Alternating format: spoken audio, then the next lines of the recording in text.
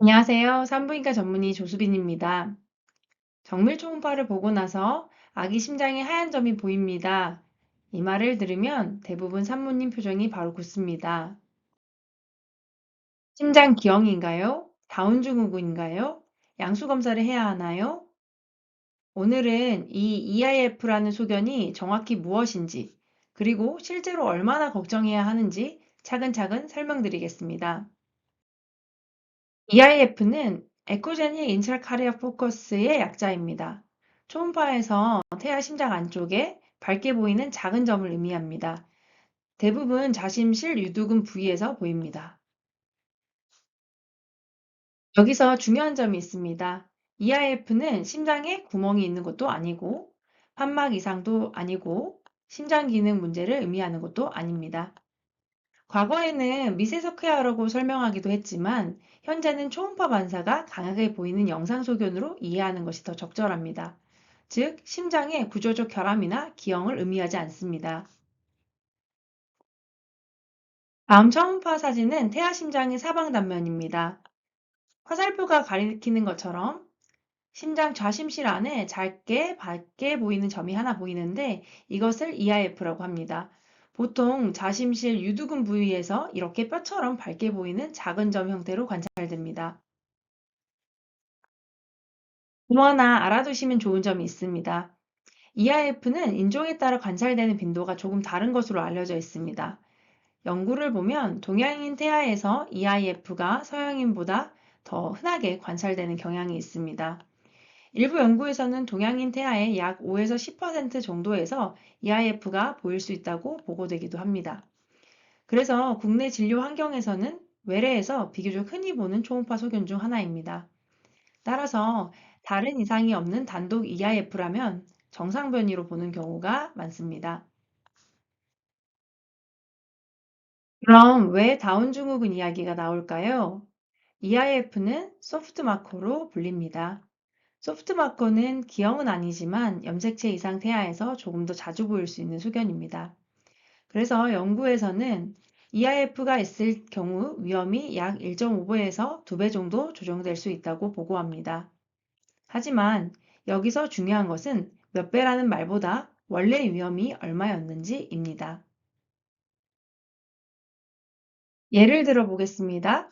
30대 산모, 다운 증후군 기본 위험이 1000명 중에 1명, 즉 0.1%라고 가정하면 EIF 때문에 위험도가 2배가 되어도 1000명 중 2명, 0.2%가 됩니다.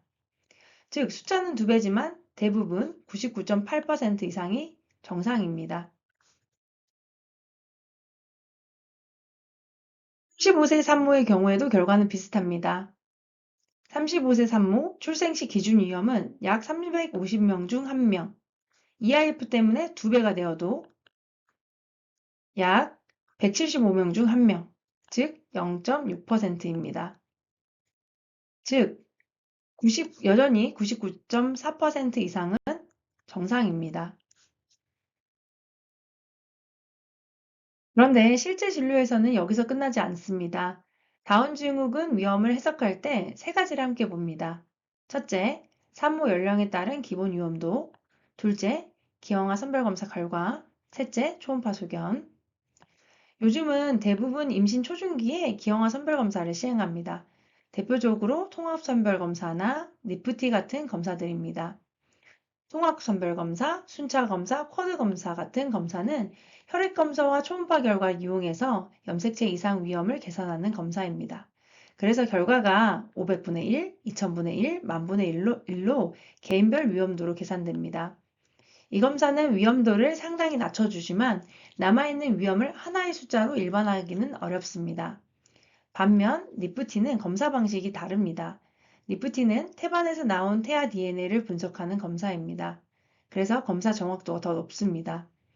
니프티가 저위험으로 나오면 다운 증후군에 남아있는 위험은 수천 명에서 1만 명 중 1명 이하 수준으로 감소합니다. 그래서 중요한 문장이 있습니다. 이미 선별검사에서 저위험으로 나오셨다면 그 상태에서 단독 EIF가 보인다고 해서 다운 증후군 위험이 의미 있게 다시 높아지지는 않습니다. 그럼 언제 양수 검사를 고려해야 할까요? EIF가 보인다고 해서 모든 경우에 양수 검사가 필요한 것은 아닙니다. 하지만 다음과 같은 경우에는 양수 검사를 상담 후 고려할 수 있습니다. 예를 들어 선별 검사 결과가 고형군으로 나온 경우, 초음파에서 다른 이상 소견이 함께 발견된 경우, 여러 개의 소프트 마커가 동반된 경우, 산모가 극심한 불안으로 정확한 확진을 원하는 경우, 이런 경우에는 담당 의료진과 상담 후 양수 검사를 선택하기도 합니다. 단독 EIF인지가 중요합니다. 진료실에서는 항상 다른 구조적 기형이 없는지, 추가적인 소프트 마커가 없는지, 그리고 염색체 선별 검사가 저위험인지도 함께 확인합니다. 이 모든 것이 정상이라면 단독 EIF로 판단합니다. 이 경우 대부분 특별한 문제로 이어지지 않는 경우가 많습니다. 많은 산모님들이 마지막에 묻습니다. 그래서 우리 아기 괜찮은 거죠? 현재까지 연구를 보면 단독 EIF는 심장 기능 이상과 관련이 없고 출생 후 심장 질환으로 연결된다는 근거도 없으며 신경 발달에 영향을 주지 않는 것으로 알려져 있습니다. 임신 중 자연스럽게 덜 보이거나 사라지기도 합니다. 사라지지 않더라도 대부분은 아무 문제 없이 태어납니다. 출생 후 특별히 심장 초음파를 추가로 찍지 않은 경우도 많습니다. 오늘 기억하셔야 할 핵심은 이것입니다. EIF는 구조적 심장기형이 아닙니다. 위험은 몇 배 증가보다 최종 확률이 중요합니다. 또한 선별검사에서 이미 저위험으로 나왔다면 단독 EIF 하나만으로 위험이 크게 달라지지 않는 경우가 많습니다. 그리고 단독 EIF는 대체로 예후가 양호합니다. 단독 EIF라면 대부분 건강한 아이로 태어납니다. 너무 걱정하지 마시고 전체 검사 결과를 종합해서 담당 의료진과 함께 판단하시면 됩니다. 단독 EIF라면 안심하셔도 좋습니다. 앞으로도 임신 중 초음파 검사와 산모님들이 자주 궁금해하시는 의학 정보를 쉽게 설명드리겠습니다.